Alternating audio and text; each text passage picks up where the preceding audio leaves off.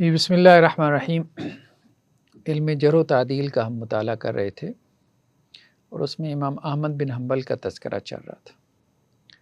ویسے تو اس میں کافی زیادہ کانٹینٹ ہے، ہم نے کہا تھا پوری ایک کتاب ہی لکھ دی امام ذہبی نے امام احمد بن حنبل علیہ رحمہ کے اوپر، تو وہ 10-12 لیکچرز بن سکتے تھے، لیکن آج ہم بحث کو سمیٹ لیتے ہیں۔ ہو سکتا ہے ہم نیکسٹ جو ٹاپک ہے ہمارا امام بخاری علیہ رحمہ، اس کو بھی ہم شروع کر لیں۔ تو امام احمد بن حنبل کی کچھ کتابوں کا تذکرہ چل رہا تھا، اس میں سے ایک ہے الرد علی الجہمیہ، جہمیہ کا رد امام احمد بن حنبل علیہ رحمہ نے کیا۔ لیکن امام ذہبی کا موقف یہ ہے کہ یہ کتاب جو ہے نا من گھڑت ہے، مطلب اس کی نسبت جو ہے وہ امام صاحب کی طرف ثابت نہیں ہے، ٹھیک ہے۔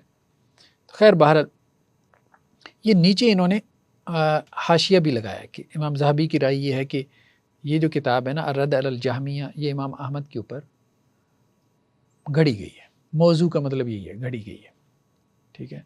اور بعض اور معاصرین نے بھی اس کتاب کی نسبت امام احمد کی طرف کرنے میں توقف کی ہے۔ یہ ہم اس لیے بات کر رہے ہیں کہ آگے بحث ایک آ رہی ہے، ذرا گہری بحث آ رہی ہے، اور اس بحث کا تعلق امام بخاری سے بھی ہے، کیونکہ ایک تو امام احمد بن حنبل کی جو ہے نا وہ آزمائش تھی نا، یہ والی خلق قرآن کے مسئلے میں، ایک آزمائش امام بخاری کی بھی آئی خلق قرآن کے مسئلے میں۔ تو امام احمد بن حنبل کو تو آزمانے والے تھے حکمران، امام بخاری کو آزمانے والے تھے خود یہ محدثین کا طبقہ، ٹھیک ہے۔ تو وہ امام احمد بن حنبل کا جو موقف تھا وہ کیا تھا، پھر اس کو ہم آگے لنک کریں گے امام بخاری کے احوال جب ہم اس کے بعد ڈسکس کریں گے۔ تو اس کی وجہ یہ ہے کہ اس کی جو سند ہے نا اس الرد علی الجہمیہ کی، ایک تو یہ ہے کہ یہ ابو بکر الخلال، یہ جو ہیں وہ اپنا خلال سے نقل کرتے ہیں، وہ خضر بن مثنیٰ سے، وہ عبداللہ بن احمد، عبداللہ تو امام احمد کے بیٹے ہیں، تو یہ خضر بن مثنیٰ کے بارے میں کہتے ہیں یہ راوی مجہول ہے۔ اور دوسرا یہ کہا جاتا ہے کہ اس کتاب کے اندر کچھ ایسے اقوال ہیں جو کہ سلف کے جو معتقدات تھے، بیلیفز تھے، اس کے اگینسٹ معلوم ہوتے ہیں، خلاف معلوم ہوتے ہیں۔ تو اس لیے کچھ اور بھی معاصر علماء نے، محققین نے اس کتاب کی نسبت امام احمد کی طرف کرنے میں مطلب شک کا اظہار کیا ہے۔ امام ذہبی نے تو انکار ہی کر دیا کہ، لیکن کچھ اہل علم نے جیسے قاضی ابو یعلیٰ کا انہوں نے ذکر کیا، ابن عقیل، بہقی، ابن تیمیہ، ابن قیم وغیرہ نے مطلب اس کتاب کی نسبت سے امام احمد کی طرف کچھ اقوال منسوب کیے ہیں۔ بہرحال یہ ایک اختلافی مسئلہ ہے۔ چلیں، ایک مسئلہ تو یہ یہاں پر لے کر آئے کہ ابو داؤد نے کہا کہ میں نے امام احمد بن حنبل سے یہ بات سنی کہ ایمان کیا ہے، قول اور عمل کا نام ہے، جو گھٹتا بڑھتا رہتا ہے۔ یہ عام طور پہ محدثین کا قول تھا کہ ایمان گھٹتا اور بڑھتا رہتا ہے، کہ ایمان میں قول بھی اور عمل بھی ہے۔ نیکی سب کی سب ایمان میں سے ہے، یعنی ایمان ہی ہے نیکی، یعنی عمل، اور معصیت جو بھی ہو اس سے ایمان کیا ہے، کم ہو جاتا ہے۔ نیکی سے ایمان بڑھتا ہے، معصیت سے کم ہوتا ہے۔ اور ابو اسماعیل ترمذی کہتے ہیں، میں نے اب دیکھیں نا بڑے بڑے محدثین امام احمد بن حنبل کے شاگرد ہیں، امام بخاری بھی شاگرد ہیں امام احمد بن حنبل کے، تو یہ سیاہ ستہ کے اکثر مؤلفین امام احمد کے شاگرد ہیں۔ ابو اسماعیل ترمذی کہتے ہیں میں نے امام احمد بن حنبل سے سنا، وہ یہ کہتے تھے کہ جس نے کہا کہ قرآن محدث ہے، حادث ہے، ٹھیک ہے، تو وہ کافر ہے۔ اور اسماعیل بن حسن السراج کہتے ہیں میں نے امام احمد بن حنبل سے سوال کیا کہ جو یہ کہتا ہے کہ قرآن مخلوق ہے، مخلوق یا حادث ایک ہی چیز ہے، ٹھیک ہے۔ قدیم جو ہے نا وہ حادث اور قدیم دو فلسفے کی اصطلاحات تھیں، ٹھیک ہے۔ خالق کے لیے قدیم کا لفظ بولتے تھے اور مخلوق کے لیے حادث کا لفظ بولتے تھے، تو یہ اصطلاحات پھر کلام میں بھی آ گئیں۔ تو اس پہ پھر محدثین نے تبصرہ کیا جو حادث کہتا ہے یا مخلوق کہتا ہے تو ایک ہی بات ہے، تو وہ کافر ہے۔ ہاں، دوسرا مسئلہ یہ ہے کہ وہ اما یقول لفظی بالقرآن مخلوق، جو یہ کہتا ہے کہ قرآن کے ساتھ میرا جو لفظ ہے وہ بھی مخلوق ہے، تو وہ جہمی ہے۔ یہ امام احمد بن حنبل نے کہا، ٹھیک ہے۔ یہ مسئلہ تھا لفظی بالقرآن مخلوق، جس کی وجہ سے امام بخاری پہ فتویٰ لگا تھا۔ ایک ہے قرآن کو مخلوق کہنا، اور ایک ہے لفظی بالقرآن مخلوق، قرآن کے ساتھ میرا لفظ یہ مخلوق ہے، ہاں وہ آگے مزید اس کو کھول رہے ہیں. تو امام احمد بن حنبل نے کہا کہ یہ جہمی ہے.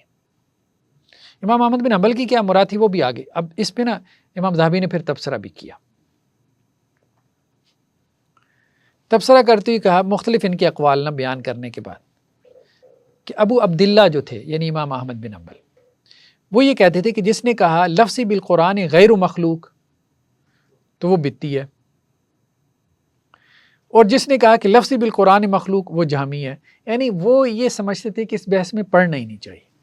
یعنی ہر دو صورت میں جو ہے وہ تم بدعت کی طرف جا رہے ہو، گمراہی کی طرف جا رہے ہو. ٹھیک ہے، لفظی بالقرآن مخلوق کہنا یہ بھی غلط ہے، اور لفظی بالقرآن غیر مخلوق کہنا اب دونوں میں سے ایک تو ہوگا. بات تو ٹھیک ہے، مطلب اگر وہ فلسفے اور کلام کی اس کی طرف جائے نا عقلی تناظر میں، وہ تو یہ کہیں گے بھائی کوئی ایک تو ہوگا، آپ کو ماننا پڑے گا. ٹھیک ہے، اب جیسے ہمارے ہاں صفات میں لا عین ولا غیر، ٹھیک ہے، صفات نہ عین ذات ہیں نہ غیر ذات ہیں. ٹھیک ہے، تو اب خیر بہرحال پھر جو ہے نا وہ یہ جو محدثین والے ایک سائڈ تھی نا، تو وہ زیادہ تر وہ بحثوں سے بچتے تھے، تو اس قسم کا بیانیہ جنریٹ کرتے تھے. اور جو عقلی تناظر میں باتوں کو سمجھنے کی کوشش کرتے تھے تو وہ کہتے تھے نہیں ایک کی طرف جاؤ جو عقلی اعتبار سے درست معلوم ہوتا ہے، دونوں کی نفی نہ کرو. تو امام احمد بن حنبل رحمہ اللہ لا یقول ھذا ولا ھذا، نہ یہ کہتے تھے نہ وہ کہتے تھے. اور بعض اوقات انہوں نے یہ بات واضح کی ہے کہ جس نے یہ بات کہی من قال لفظی بالقرآن مخلوق یرید بہ القرآن فہو جہمی، جس نے کہا کہ میرا لفظ قرآن کے ساتھ مخلوق ہے اور اس کی مراد کیا ہے قرآن ہے تو وہ جہمی ہے. یعنی لفظ سے کیا مراد ہے؟ اصل سوال یہ پیدا ہوا، لفظ سے مراد قاری کی قرات ہے یا مقروء ہے جو پڑھا جا رہا ہے، یعنی ملفوظ جسے کہیں گے. اب یہ گہری بحث ہے. لفظ سے مراد جو ہے اب جیسے میں بات کر رہا ہوں، ٹھیک ہے، اگر میں جو ہے وہ اب دیکھیں نا الحمدللہ رب العالمین، اب یہ ایک آیت ہے، اب میں نے جو پڑھا تو قرآن ہی ہے، یعنی مقروء کیا ہے قرآن ہے، اللہ کا کلام ہے. ٹھیک ہے، اس میں تو کوئی اختلاف نہیں. اب یہ جو الفاظ ہیں جن الفاظ میں اللہ کا قرآن ہے، یہ الفاظ، یہ لفظ جو میں بول رہا ہوں یہ میرا ہے یا اللہ کا ہے؟ یہ اللہ کا کلام ہے کہ نہیں؟ دیکھیں یہ بڑی گہری بحث پیدا ہو گئی. یہ ایک صاحب نے پیدا کی امام احمد بن حنبل کے جو ہے وہ کیا کہتے ہیں کہ ضد میں آ کے اس نے کہا کہ میں امام احمد بن حنبل کو گمراہ کروں گا، میں ایک ایسا قول کہوں گا کہ امام احمد بن حنبل جو ہے نا وہ جو بھی کہیں گے وہ ان کے خلاف جائے گا. وہ آگے بات آ رہی ہے. اب بحث یہی ہے، اب خود غور کریں نا، الحمدللہ رب العالمین آپ نے یہ آیت پڑھ دی، اب یہ کہیں کہ یہ اللہ کا کلام ہے. ہاں اللہ کا کلام ہے، ایک اعتبار سے بات ٹھیک ہے، اللہ کا کلام ہے الحمدللہ رب العالمین، ٹھیک ہے. لیکن یہ جب میں نے بولا، میں نے پڑھا، تو یہ الفاظ کس کے تھے؟ اللہ کے تھے یا میرے تھے؟ جن الفاظ کے ذریعے سے یہ میں نے کلام پڑھا ہے، وہ الفاظ، وہ آواز، وہ اس کا نشیب و فراز، اس کی حرکات و سکنات کون ادا کر رہا ہے؟ میں. ان کے اندر اللہ کا کلام موجود ہے، لیکن وہ الفاظ تو میرے ہیں. وہ الفاظ میں یہ نہیں کہہ سکتا کہ وہ الفاظ بھی اللہ کے ہیں. یہ آواز جو نکل رہی ہے یہ تو میری آواز ہے، یہ تو اللہ کی نہیں ہے. معاذ اللہ، کوئی اس کو اللہ کی آواز کہے گا تو وہ بھی کافر ہو جائے گا.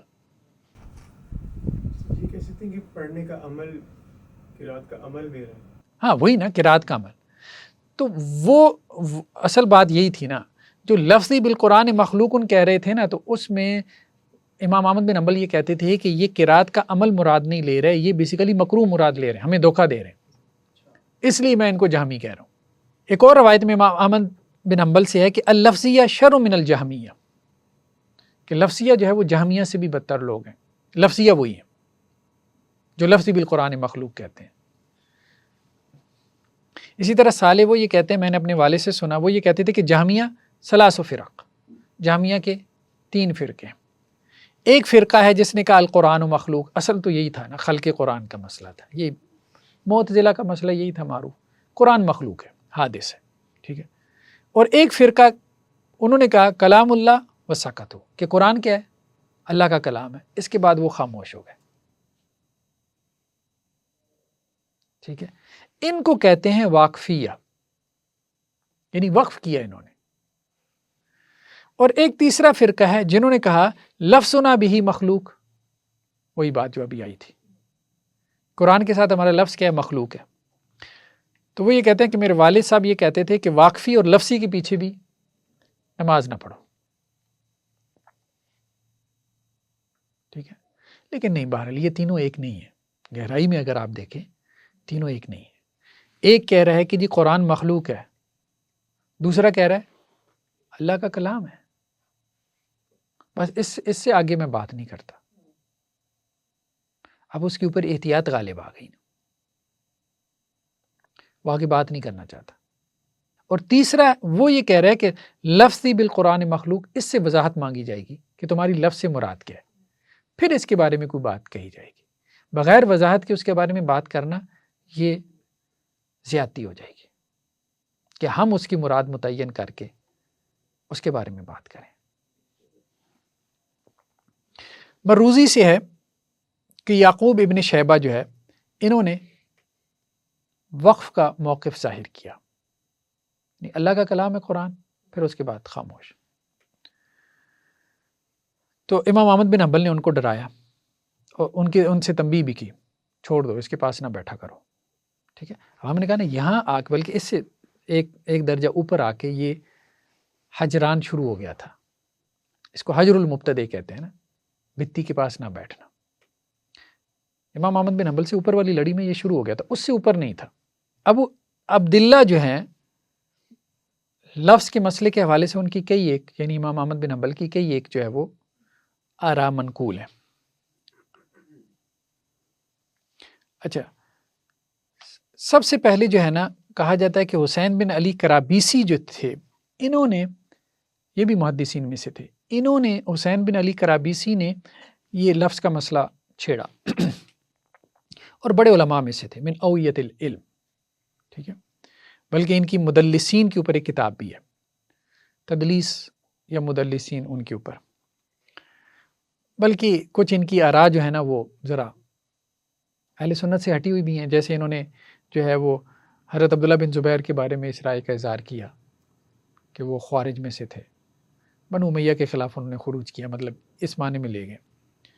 اور کچھ ایسی بھی روایتیں بیان کی جس سے رافضی جو ہے وہ تقویت پکڑتے ہیں۔ خیر بہرحال امام احمد بن حنبل کو معلوم ہوا ان کے موقف کے بارے میں، تو انہوں نے ان سے ڈرایا، لوگوں کو تنبیہ کی کہ اس سے بچ کے رہو، اس کے موقف ٹھیک نہیں ہے، ٹھیک ہے، حسین بن علی کرابیسی سے بچو۔ کرابیسی کو یہ بات پہنچی تو اس کو یہ بات اچھی نہ لگی، اس نے کہا کہ میں اب ایک ایسی بات کہوں گا کہ احمد بن حنبل لازماً اس کے خلاف بات کہے گا، اور جب اس کے خلاف بات کہے گا نا تو اس کی تکفیر لازم ہو جائے گی۔ تو اس نے کیا بات کہی؟ لفظی بالقرآن مخلوق، ٹھیک ہے۔ اب اس کو یہ پتا تھا کہ امام احمد بن حنبل جو ہے نا، اب چونکہ یہ کلام کے میدان کے آدمی نہیں ہیں، تو یہ اس کے ظاہر کو دیکھ کے حکم لگائیں گے، اور ظاہر کے دیکھ کو جب حکم لگائیں گے تو وہ کافر ہو جائیں گے۔ اس نے جانتے پوچھتے یہ بات کہی۔ اچھا، اب اس پہ وہ کہتے ہیں کہ جی مروزی نے مطلب اپنی جو کتاب ہے اس کے اندر اس بات کا ذکر کیا کہ میں نے امام احمد بن حنبل سے کہا کہ کرابیسی نے یہ الفاظ کہے ہیں، لفظی بالقرآن مخلوق، ٹھیک ہے۔ اور اس نے یہ بھی کہا ہے، کرابیسی نے کیا کہا ہے؟ ان القرآن کلام اللہ غیر مخلوق من کل الجہات۔ مجھے بتائیں کہ اس سے بڑی بات کیا ہو سکتی ہے؟ قرآن اللہ کا کلام ہے، غیر مخلوق ہے، من کل الجہات، ہر اعتبار سے غیر مخلوق ہے، کسی بھی اعتبار سے اس میں مخلوق ہونے کا شبہ نہیں ہے، الا ان لفظی بھی مخلوق۔ اب اس نے کہا کہ اب امام احمد بن حنبل جو ہے نا وہ ذرا بچ کے دکھائیں مجھے۔ اور ساتھ میں یہ کہا کہ جو یہ کہتا ہے جو یہ نہ کہے لفظی بالقرآن مخلوق فہو کافر. اب اس کی مراد کیا تھی کہ یہ جو ہمارے الفاظ ہیں، اب بات سمجھ، بات اس کی بھی ٹھیک تھی، ہمارے الفاظ اللہ کے الفاظ نہیں ہیں. ہم یہ جو بول رہے ہیں، ٹھیک ہے، یہ بولنا ہمارا بولنا ہے، یہ اللہ کا بولنا نہیں ہے. یہ صوت، یہ آواز، ٹھیک ہے، یہ اللہ کی صوت، اللہ کی آواز نہیں ہے. فقال ابو عبداللہ بل هو الکافر. تو امام احمد بن حنبل نے کہا نہیں، کافر وہی ہے. قاتلہ اللہ، اللہ اسے مارے، ہلاک کرے. جہمیہ نے بھی تو یہی بات کی ہے، اس کے علاوہ کیا بات کہی ہے؟ لیکن نہیں، یہ بات جو ہے نا امام احمد بن حنبل کی درست نہیں ہے. فرق ہے دونوں میں، سیدھی سی بات ہے. اور اسی گہرائی کو امام بخاری نے پا لیا تھا. وہ اس فرق اور امام ذہبی نے بھی اس پہ تبصرہ کیا اور کہا کہ فرق ہے، ہاں اس میں فرق ہے. چونکہ امام احمد بن حنبل ایک آزمائش سے بھی گزرے تھے. اب ایک انسان ایک خاص آزمائش سے کسی مسئلے میں گزرتا ہے تو اس مسئلے کے حوالے سے اس کی حساسیت جو ہے وہ بہت بڑھ جاتی ہے. اور ساتھ میں امام احمد بن حنبل نے تبصرہ کیا کہ اس کے آخر کلام نے اس کے پہلے کلام کو ناقص کر دیا. یعنی دونوں اس کے کلام نہیں، ناقص نہیں ہے. وہ جب امام احمد بن حنبل کی مراد لی جائے تو پھر اس کے کلام ٹکراتا ہے، آخر کلام اور اول کلام. لیکن جب اس کی مراد لی جائے پھر نہیں ٹکراتا. پھر امام احمد بن حنبل نے کہا اچھا ابو ثور کا کیا موقف ہے، کیا وہ اسی کے اوپر ہے؟ انہوں نے کہا نہیں، وہ اس کے اوپر نہیں ہے. تو انہوں نے کہا بہت اچھی بات ہے، اور یہ کلام والے نا کبھی کامیاب نہیں ہوں گے. خیر علم کلام کو ہمارے یہاں محدثین پسند نہیں کرتے تھے. اب اس پہ امام ذہبی کا جو تبصرہ ہے آگے چل کے وہ کیا ہے کہ معلوم ان التلفظ شیء من کسب القاری غیر الملفوظ. تلفظ جو ہے نا وہ قاری کا کسب ہے، جو ادائیگی ہے یہ قاری کر رہا ہے. ہاں ملفوظ اور چیز ہے، ملفوظ اللہ کا کلام ہے، یعنی جو لفظ کے اندر ہے وہ تو اللہ کا کلام ہے، لیکن تلفظ اللہ کا نہیں ہے. تلفظ تو قاری کا ہے. کو قاری اگر قرآن پڑھا، اب یہ تھوڑی کہیں گے خدا پڑھ رہا ہے، اللہ پڑھ رہا ہے، پڑھ تو قاری رہا ہے. والقراء غیر شیء المقروء، اور قرات اور چیز ہے اور مقروء اور چیز ہے، یعنی جس کو پڑھا جا رہا ہے. ایک ریڈنگ میٹیریل ہے اور ایک کیا ہے، ریڈ کرنا ہے. ٹھیک ہے. والتلاوہ وحسنها وتجویدها غیر المطلوب. تلاوت کی خوبصورتی اور اس کی تجوید یہ وہ نہیں ہے جس کی تلاوت کی جا رہی ہے.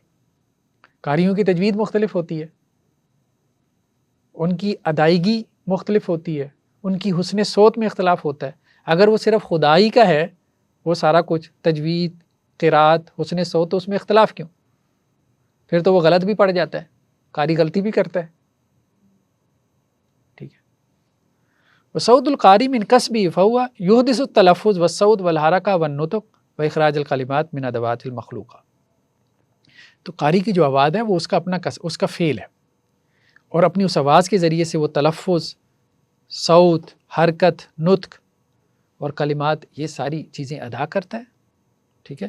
باقی جو وہ پڑھ رہا ہوتا ہے، جو وہ ادا کر رہا ہوتا ہے، وہ اللہ کا کلام ہوتا ہے. تو ان دونوں میں فرق کرنا چاہیے. تو اگر وہ لفظی بالقرآن سے مراد یہ لے رہا ہے کہ قرآن پڑھتے ہوئے میری جو قرات ہے، قرات کا عمل ہے، فعل ہے، تجوید، حسن صوت، اس کی ادائیگی ہے، یہ مخلوق ہے، تو ظاہر بات ہے یہ تو مخلوق ہی ہے، اس میں کیا دو رائے ہو سکتی ہیں. ٹھیک ہے. اس کو تو جو ہے وہ مطلب غیر مخلوق ماننا، یہ تو کفر تک پہنچا دیتا ہے. ٹھیک ہے. یعنی جب قاری غلطی کرے تو اب کہیں خدا نے غلطی کی ہے.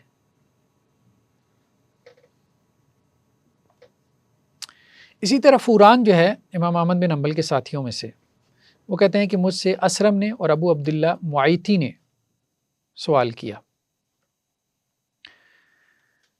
کہ میں ابو عبداللہ سے کو خلوت کا کچھ ٹائم جو ہے وہ مانگوں. تو میں نے جو ہے وہ ان سے اس مسئلے میں بات کی. تو پھر اس میں یہ بات آ گئی کہ جی کچھ لوگ ہیں جو لفظ میں اور محکی میں فرق کرتے ہیں، یعنی جس کی حکایت کی گئی ہے. ٹھیک ہے. تو میں نے اس بارے میں ان سے سوال کیا. تو امام احمد بن حنبل نے کہا کہ قرآن دیکھو، جیسے بھی اس کے اقوال اور افعال میں تصرف کیا جائے تو قرآن غیر مخلوق ہے، لیکن ہمارے جو افعال ہیں یہ مخلوق ہیں. آپ دیکھیں انہوں نے مانا کہ ہمارے افعال مخلوق ہیں، کہیں پہ انہوں نے مانا اور اس نقطے تک پہنچ گئے وہ. لیکن وہ اصل میں کہتے تھے کہ یہ ہمیں دھوکہ دینا چاہتے ہیں اس لفظ سے. لیکن دیکھیں یہ تو بات اب نیتوں کی ہے. ایک بندہ کہہ رہا ہے خود کہ میں اس کو اللہ کا کلام مانتا ہوں، غیر مخلوق ہے، پھر کہہ رہا ہوں لفظی بالقرآن مخلوق.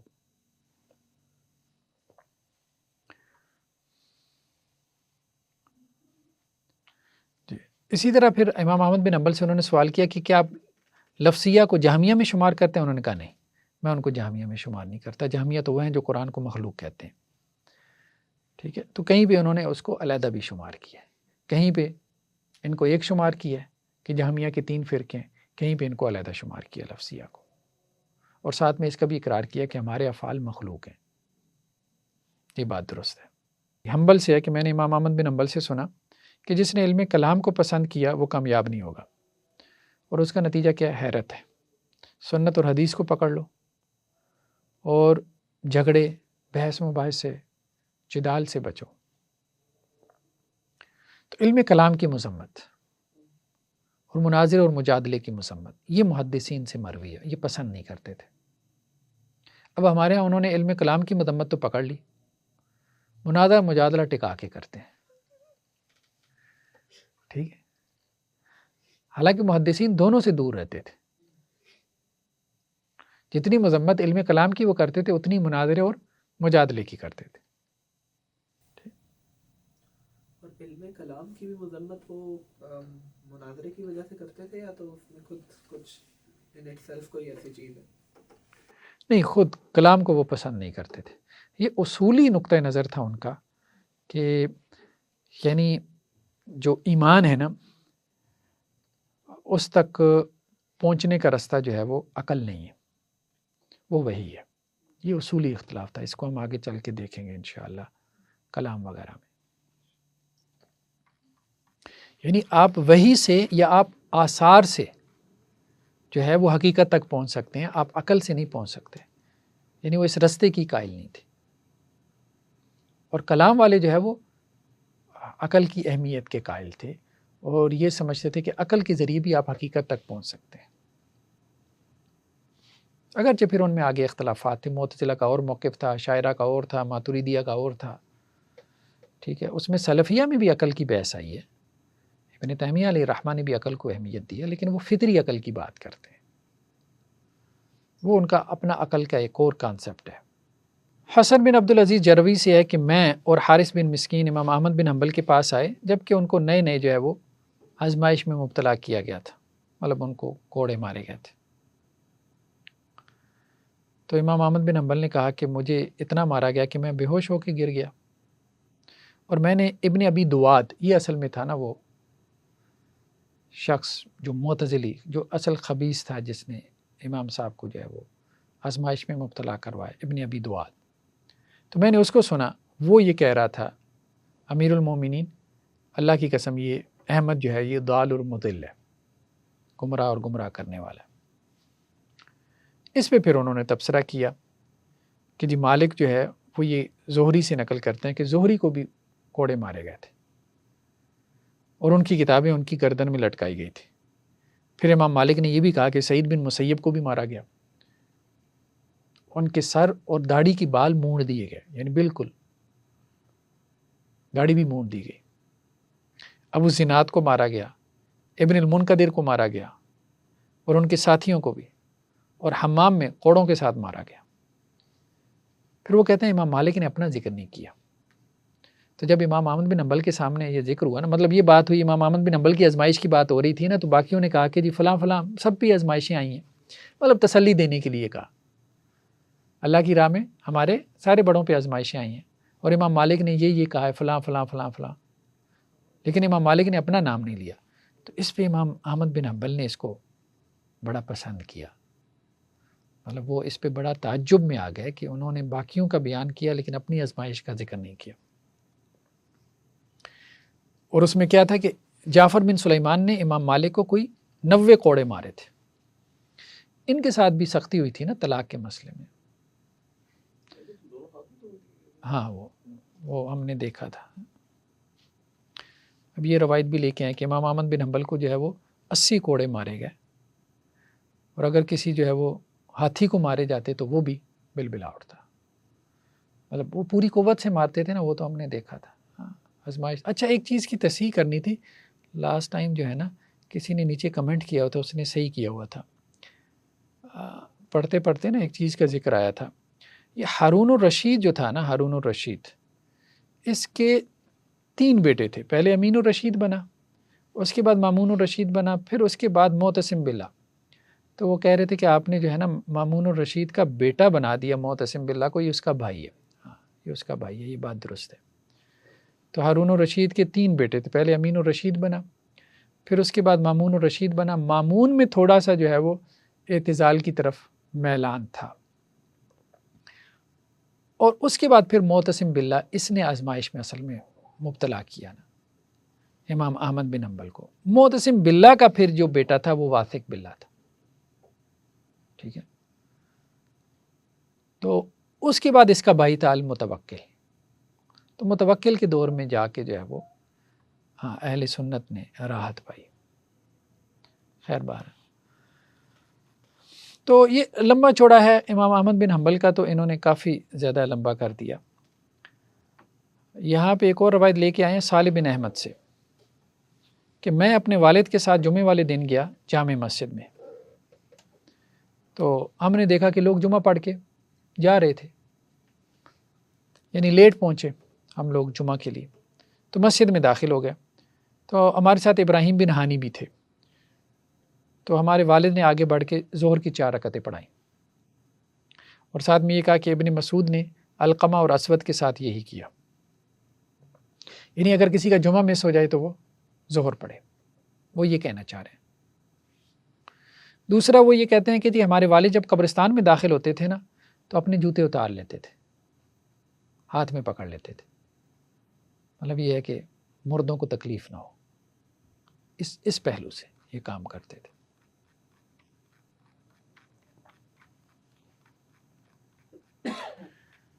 تو چند ایک باتیں اور دیکھ لیتے ہیں اس میں سے، پھر اس کے بعد ہم جو ہے نا امام بخاری کی طرف چلتے ہیں۔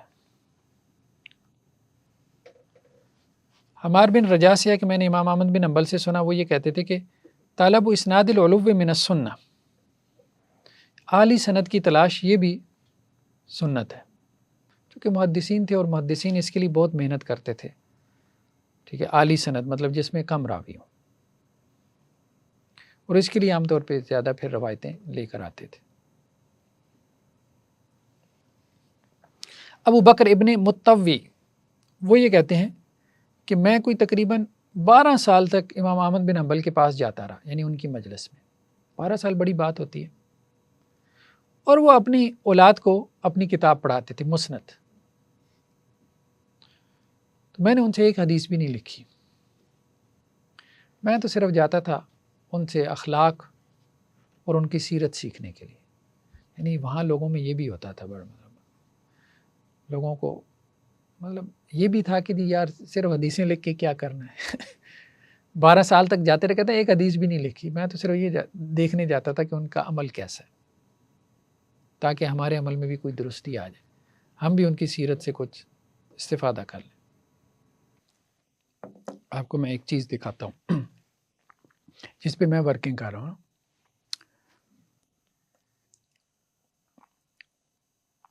اس کو بلکہ ریکارڈنگ میں بھی لے ہی آئیں۔ یہ تو ہمارا وہ ہے نا اپنا سلیبس ہے، یہ سارا سلیبس جو ہے وہ ہم نے اس کو ڈیزائن کیا ہے، لینگویجز اور کمیونیکیشن سکلز کورسز جو ہے نا اس میں یہ ہم نے جو ہے وہ کافی سارے کورسز تو پڑھ لیے ہیں، عربک گرامر پڑھ لی ہم نے، عربک ریڈر پڑھ لیا، ریٹورک پڑھ لی، لاجک پڑھ لی، اردو لٹریری کرٹیسزم رہتا ہے، اسٹڈی آف علامہ اقبال رہتا ہے۔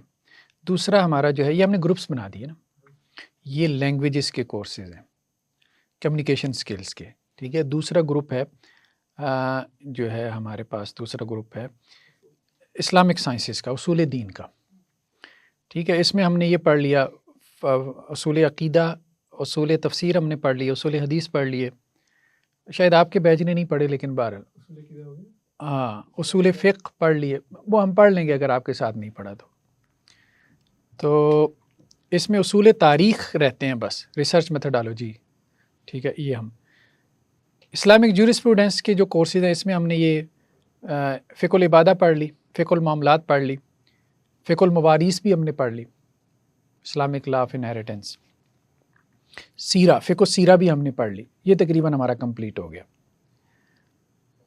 اسلامک ہسٹوریکل سائنسز میں جو ہے یہ خلفائے راشدین کی یہ رہتی ہے ابھی، اور یہ علم جر و تعدیل ہم پڑھ رہے ہیں، ٹھیک ہے. اسلامک سویلائزیشن اینڈ کلچر اور اسلامک انٹلیکچوئل ہیریٹیج، جسے مصادر علوم اسلامیہ کہتے ہیں، یعنی ہر فن کے جو سورسز ہیں نا ان کا مطالعہ، بنیادی طور پہ ان کا تعارفی مطالعہ، ٹھیک ہے. اصول حدیث کے بنیادی سورسز کون سے ہیں، اصول فقہ کے کون سے ہیں، اصول تفسیر کے کون سے ہیں، تفسیر کی امہات الکتب کون سی ہیں، یہ وہ کتاب ہے. سوشل سائنسز کورسز میں ہمارا کمپیریٹیو اسکول آف تھاٹ، یہ ہم نے تھوڑا سا شروع کیا تھا، ہم نے 18 لیکچر تو اسی پہ لگ گئے امامت کے اوپر ہی. پھر کمپیریٹیو ریلیجن ہم نے شروع کیا تھا، ہندوازم کا ہم نے مطالعہ تقریباً کمپلیٹ کر لیا تھا. ہسٹری آف ویسٹرن فلاسفی ابھی ہم نے شروع کرنی ہے، لیکن خیر یہ بھی کام کرنے والا ہے. علم کلام ہم نے پڑھنا ہے، اسلامک آئیڈیالوجی آف لائف، یہ ہم نے، یہ میری کتاب ہے، اس کو ہم علیحدہ سے پڑھیں گے. پھر پرسنالٹی ڈیولپمنٹ کے کورسز میں عربک لٹریچر، یہ ہمارا نفحۃ العرب چل رہا ہے.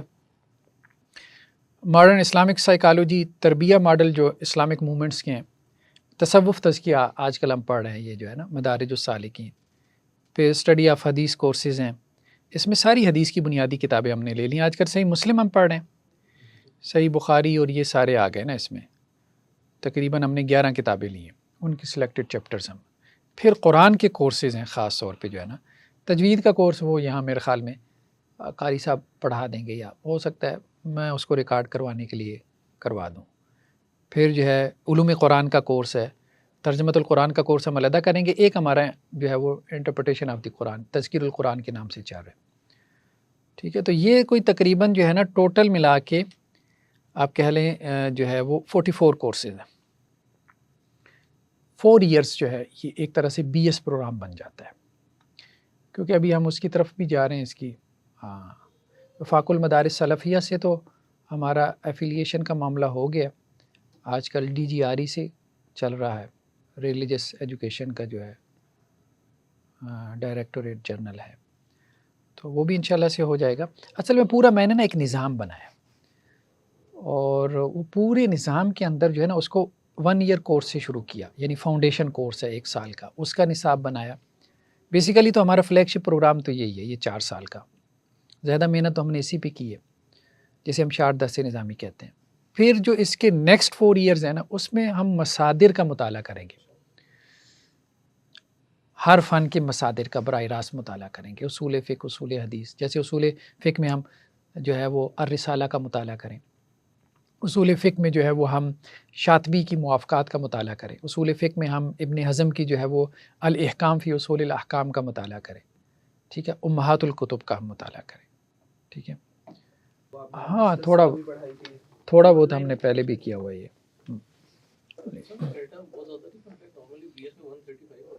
جی نہیں کریڈٹ آورز 135 ہوتے ہیں نا، یہ ٹوٹل اوپر کانٹیکٹ آورز لکھیں، کانٹیکٹ آورز اور ہوتے ہیں، کریڈٹ آورز اور ہوتے ہیں. کانٹیکٹ آورز مطلب ٹوٹل گھنٹے کتنے، کریڈٹ آور کا مطلب ہوتا ہے پر ویک، ٹھیک ہے. تو کانٹیکٹ آورز تقریباً جو ہے وہ 2000 بن جاتے ہیں، 1900 سے 2000 بن جاتے ہیں BS کے اندر. تو یہ پھر 8 سال کا ہمارا عالم کورس ہے، اس کو ہم عالم کورس کہیں گے. پھر 2 سال کا افتاء کا کورس ہے، جس میں باقاعدہ بچوں کو ہم ٹریننگ کروائیں افتاء کی، فتویٰ نویسی کی، فتویٰ کیسے دینے. 2 سال رہے ٹیچر کے ساتھ، جیسے آپ کا MPhil PhD میں ہوتا ہے نا، ہم نے جو ہے وہ MPhil PhD ہم کرواتے ہیں جیسے یونیورسٹیز میں سپروائز کرتے ہیں، تو وہ سپرویژن ہوگی، بیسیکلی تدریس نہیں ہوگی، بیسیکلی سپرویژن ہوگی 2 سال فتویٰ نویسی کی. اس میں فتاویٰ پڑھائے جائیں گے، اگر ہم کچھ پڑھیں گے بھی تو فتاویٰ پڑھیں گے ہم. پھر اس کے بعد پھر ایک 10 سال کا ہے ایفیلیشن، جیسے PhD کے بعد پوسٹ ڈاک ہوتی ہے نا، تو اس طرح اس کے بعد 10 سال کا پھر ایک مجتہد کورس میں نے ڈیزائن کیا کہ 20 سال میں وہ پھر مجتہد کے درجے پہ پہنچے. مطلب اس میں کیا کرائٹیریا ہوگا؟ اس میں یہ ہوگا کہ کوئی 10 کے قریب اس کی پبلیکیشنز ہوں, ٹھیک ہے, اور پیئر ریویو کے ساتھ ہوں. ایسے نہیں کہ بس وہ کتاب لکھ دی تو لکھ دی ایک عام مسئلے کے اوپر, ہاں ایسے نہیں.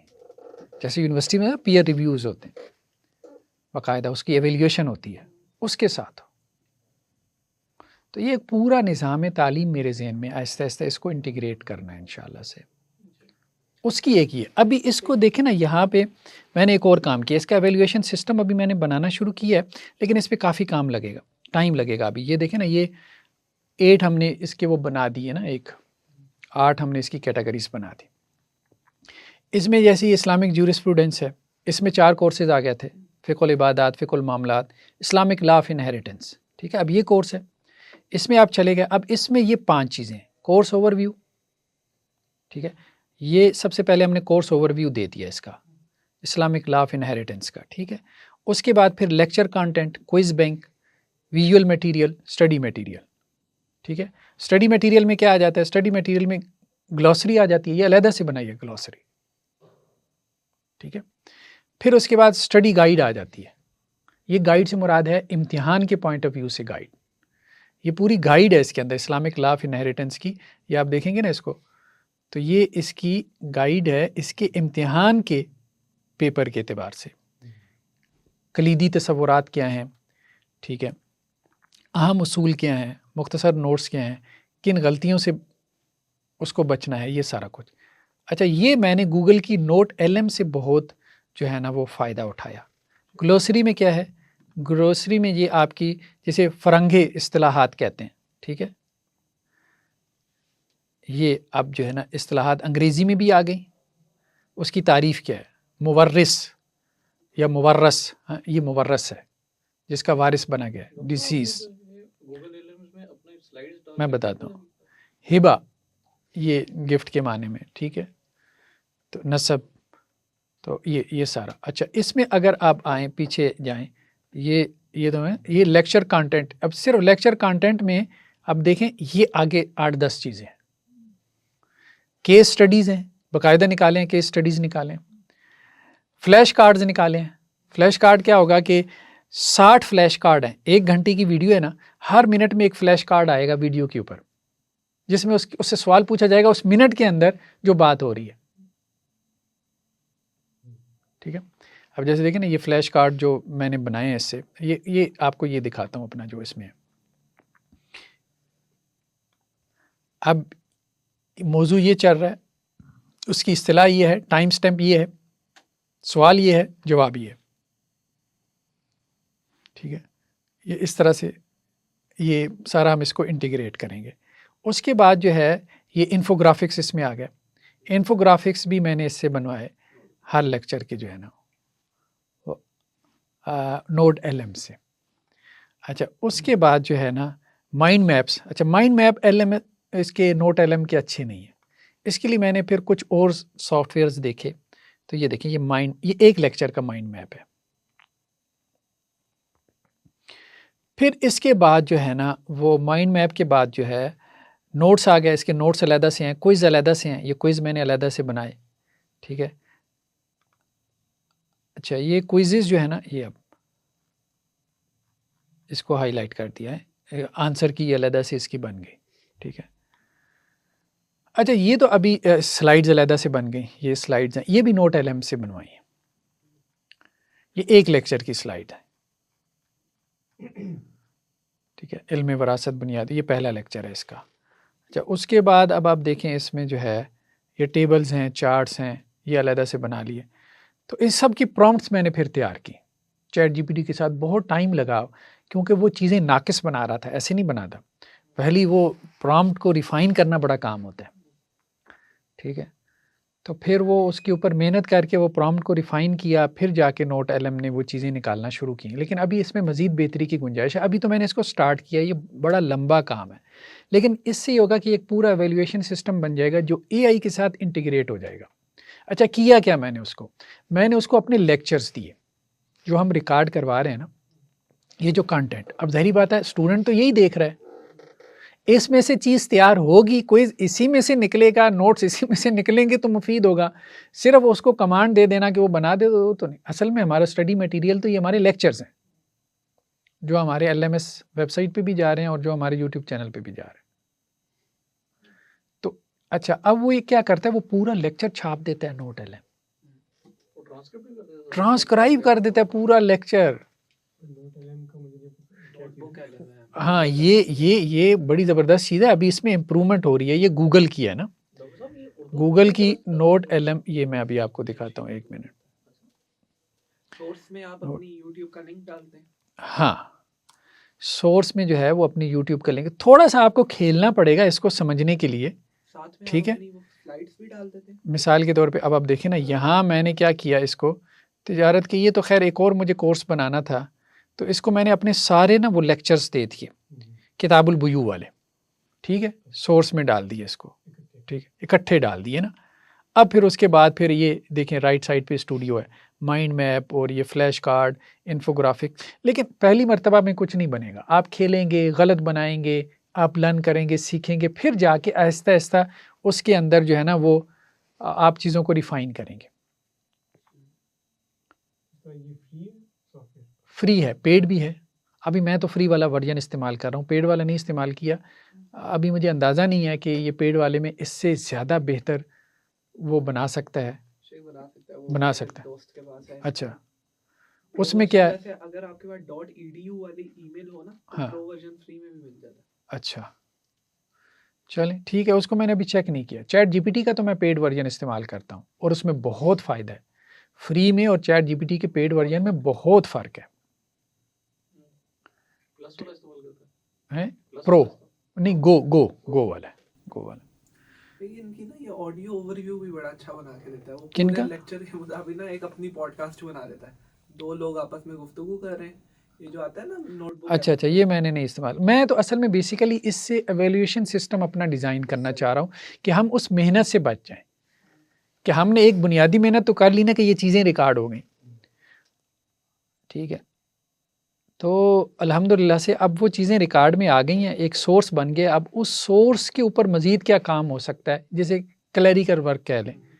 وہ بجائے اس کے کہ پہلے ہمارے ہاں وہ ثناء الرحمان صاحب وہ تیار کرتے تھے، وہ بڑا ٹائم لگ جاتا تھا، پورا لیکچر سنتے اس میں سے 10 کوئز نکالنا بہت ٹائم تھا. اب یہ ہے کہ وہ فوراً آپ کو اسے کہیں کہ 50 نکال دو، وہ 50 کوئز نکال دیتا ہے، اور باقاعدہ ٹائم سٹیمپ کے ساتھ کہ اس موقع پہ آپ نے یہ بولا ہے. تیار کر رہی ہیں، یہ ایک خاکہ تیار ہو جائے گا، مطلب پھر آپ کوئی ہائر کر کے اسی پیٹرن پہ تیار بھی کروا سکتے ہیں سارے لیکچرز کا. ہاں ایک روڈ میپ تیار ہو جائے گا. ایسے ہی میرے ذہن میں یہ چیز ہے کہ اگر کوئی یہ ایک دفعہ تیار ہو جائے نا، ایک کورس کا بھی تیار ہو جائے نا. ابھی تو میں نے ایک لیکچر کا کیا ہے، تو میرے ذہن میں تھا یہ 5 لیکچرز ہیں اس کے لا آف انہیریٹنس کے. اس کو تیار کر کے پھر ہم ہماری ویب سائٹ جو ہے SDN اسٹوڈیوز کی، اس پہ کچھ AI کے پلگنز انسٹال کر کے اس کے ساتھ انٹیگریٹ کریں گے، یہ سارا ڈیٹا اس کے اوپر اپلوڈ کریں گے، کوئزز سارا کچھ. پھر اس کو ہم پائلٹ پروجیکٹ کے طور پہ چلائیں گے، اس میں پھر اسٹوڈنٹ کا فیڈ بیک آئے گا.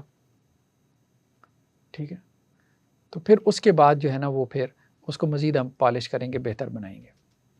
تو امام احمد بن حنبل سے سوال ہوا کہ آپ نے ابراہیم بن سعد سے جو ہے مطلب زیادہ نہیں سنا، اس کی کیا وجہ ہے، حالانکہ وہ آپ کے پڑوس میں رہتے تھے. تو انہوں نے کہا کہ جی ہم ایک مرتبہ ان کی مجلس میں حاضر ہوئے تھے، تو انہوں نے ہمیں حدیث بیان کی. تو دوسری مرتبہ انہوں نے حدیث کی مجلس لگائی، تو جو نوجوان تھے وہ آگے چل کے بیٹھ گئے، بوڑھے لوگ پیچھے رہ گئے. انہوں نے کہا میں نے تمہیں نہیں پڑھانا، مطلب تمہارے اندر اتنا ادب احترام نہیں ہے، بوڑھوں کو تم نے پیچھے چھوڑ دیا، خود آگے آ کے بیٹھ گئے. تو پھر انہوں نے کہا کہ جی میں 1 سال تک مجلس نہیں لگاؤں گا. پھر اسی دوران ان کی وفات ہو گئی. تو مطلب وہاں لوگ جو ہے وہ اس قدر مطلب چیزوں سے بھی ناراض ہو جاتے تھے. دونوں چیزیں پیرل چل رہی تھی، تعلیم کے ساتھ نا تادیب، ادب سکھانا بھی پیرل چل رہا تھا. اب ہمارے ہاں وہ مسنگ ہے، کلچر نہیں کریٹ ہو رہا، ادب کا، تعدیب کا، تربیت کا کلچر نہیں کریٹ ہو رہا. یہ بات ٹھیک ہے. مہنا سے روایت ہے، وہ یہ کہتے ہیں کہ میں نے امام احمد بن حنبل کو کئی مرتبہ دیکھا کہ ان کے چہرے پہ، ان کے سر پہ لوگ بوسہ دیتے تھے اور وہ منع نہیں کرتے تھے. اور میں نے سلیمان بن داؤد ہاشمی کو بھی دیکھا، لوگ ان کے سر اور چہرے پہ بھی بوسہ دیتے تھے اور وہ بھی منع نہیں کرتے تھے. مطلب اس میں کوئی حرج نہیں ہے. کوئی بڑا عالم ہے، آپ اس کے سر کا بوسہ لے لیں، ٹھیک ہے، پیشانی کا بوسہ لے لیں تو کوئی حرج کی بات نہیں. ٹھیک ہے، ہاتھوں کا بوسہ لینے میں بھی کوئی حرج نہیں. ڈاکٹر صاحب اس زمانے میں کلچر اس طرح کا رہا ہو، یہ بھی تو ہو سکتا ہے. ہاں ٹھیک ہے. اب جیسے سعودیز میں کلچر ہے، وہ تو عام مطلب بوسہ لے لیں، گال کے ساتھ گال ملا لیتے ہیں. ٹھیک ہے، تو فلائنگ کس کہتے ہیں اس کو، وہ ہوا میں ہی کرتے ہیں. خیر بوسہ گال کے ساتھ گال ملا کے نا ایسے بس بوسہ لے لیتے ہیں. خیر بہرحال ہر علاقے کا اپنا ایک کلچر ہے. یہ اگلی روایت بڑی انٹرسٹنگ ہے. اسحاق بن ہانی کہتے ہیں کہ ہم امام احمد بن حنبل کے پاس ان کے گھر میں تھے اور مروزی بھی وہاں بیٹھے ہوئے تھے. مروزی بھی بڑے علماء میں سے اور مہنا بھی تھے. تو ایک آدمی نے باہر دروازہ کھٹکھٹایا اور کہنے لگے کہ مروزی یہاں پر ہے. تو مروزی جو ہے نا ان کو یہ چیز اچھی نہیں لگی کہ یار میں پڑھنے کے لیے آیا ہوں، یہ مصیبت کہاں سے پیچھے آ گیا پھر. ٹھیک ہے، اتنی مشکل سے استاذ کا ٹائم ملتا ہے. اب یہ مطلب ان کا علم کا شوق ہوتا تھا. تو وہ جو ساتھ تھے ان کے دوست مہنا، ان کو یہ بات سمجھ میں آ گئی. تو انہوں نے کہا، اپنی انگلی جو ہے نا وہ اپنی ہتھیلی پہ رکھی، کہنا کہ ادھر تو مروزی نہیں ہے اور اس کا یہاں کام بھی کیا ہے. تو امام احمد بن حنبل نے یہ دیکھا تو مسکرا پڑے اور انہوں نے جو ہے نا اس کا انکار نہیں کیا، مطلب اس پہ برا محسوس نہیں کیا. اس کو توریہ کہتے ہیں. توریہ کہتے ہیں. ابن عقیل کہتے ہیں کہ کچھ لوگ جو ہے نا وہ نئے نئے عالم بنے ہیں لیکن حقیقت میں وہ جاہل ہیں، اور ان کا کہنا یہ ہے کہ امام احمد فقیہ نہیں ہے اور صرف محدث ہیں.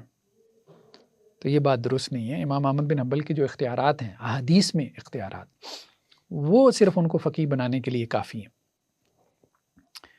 امام ذہبی نے اس پہ تبصرہ کرتے ہی کہا ہے کہ بات یہ ہے کہ کچھ لوگوں کا خیال ہے کہ امام صاحب محدث تھے صرف، لیکن یہ بات درست نہیں ہے.